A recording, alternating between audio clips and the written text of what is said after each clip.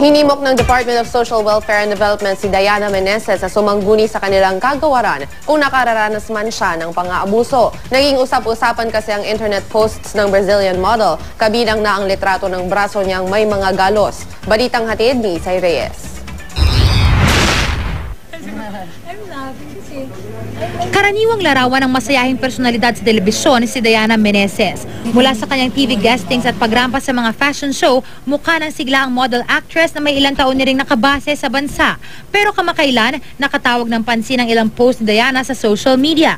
Kabilang sa tweets niya ang isang Instagram photo na humihimok na itigil ang karahasan laban sa kababaihan.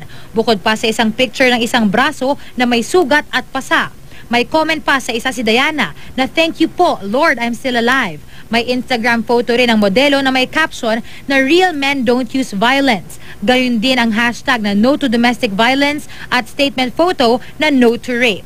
Bukod diyan, isang screenshot ng isang note ang kanyang ipinost din. Nakasaad dito na hindi na niya kayang manahimik kahit pa may mga nagdududa sa kanyang pinagdadaanan. Humihingi siya ng paumanhin sa hindi niya pagbibigay ng detalye kahit pa magmukha siyang tanga.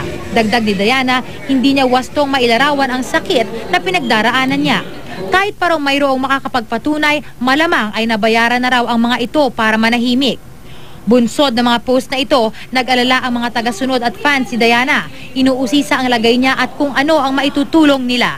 Napansin na rin ito maging ng Department of Social Welfare and Development ang mga tweet ng modelo.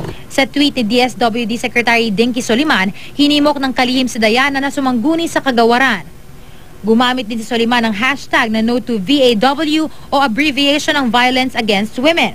Ayon pa sa isang opisyal ng DSWD, handa silang tumugon agad kay Diana sakaling nakararanas pa rin siya ng pang-aabuso. Isay Reyes, GMA News.